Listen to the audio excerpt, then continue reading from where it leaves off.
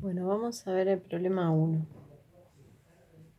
En el problema 1 tenemos que hallar la cantidad de calor necesaria para elevar la temperatura de 100 gramos de cobre, desde una temperatura de 25 grados centígrados a 750 grados centígrados. Bueno, lo primero que tendríamos que ver es si hay alguna temperatura de cambio de fase para la sustancia que estamos analizando. Bueno, en este caso la temperatura de fusión del cobre es de 1085 grados centígrados. Entonces, en todo ese intervalo de temperatura, sabemos que va a estar en estado sólido. Bien, entonces el calor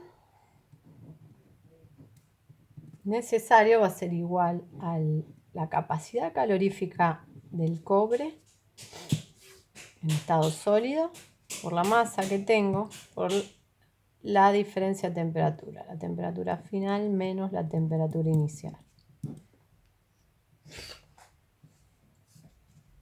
El C del cobre es dato, vale 0,390 y la unidad que me da es kilojoule sobre kilogramo.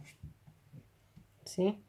Fíjense que esto equivale a joule sobre gramo. Entonces, si lo utilizo así, la masa la uso en gramos por 100 por la diferencia de temperatura que es 750 menos 25 grados centígrados. ¿Sí? Bien, fíjense que entonces deduzco qué unidades. Acá me faltó el grado centígrados del calor específico. Acuérdense que es unidad de energía sobre unidad de masa por unidad de temperatura. ¿Sí? Bien, entonces todo esto equivale a tener joules sobre gramos por grado centígrado. Se me van los gramos, se me van los grados centígrados y todo esto me va a quedar en joules. El resultado final es 28.275 joules. Lo podría escribir en kilojoules como 28,275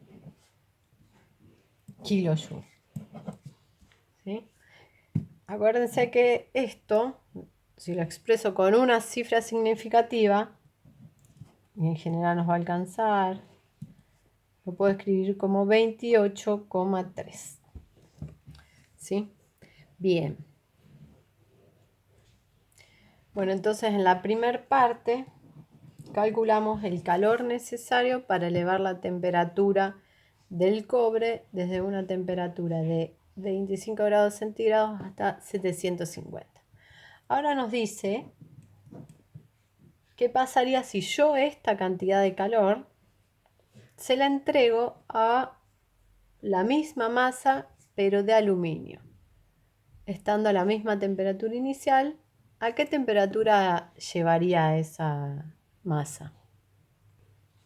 Entonces digo que este calor ahora va a ser el calor para elevar la temperatura del aluminio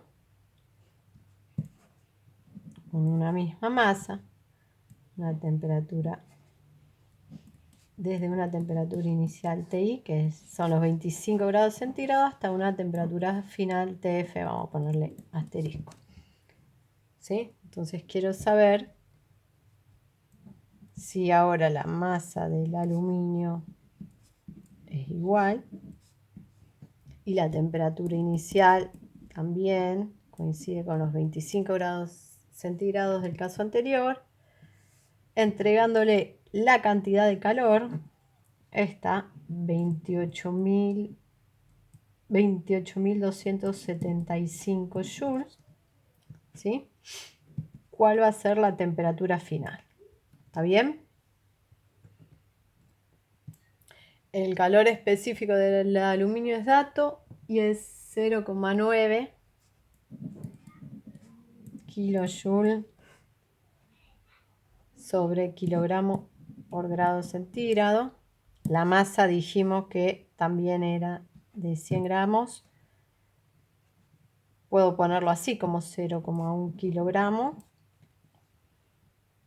Y esto entonces luego me estaría dando en kilojoule multiplicado por la temperatura a la que va a llegar menos la temperatura inicial, que son los 25 grados centígrados, ¿sí? Esto es 25 grados centígrados.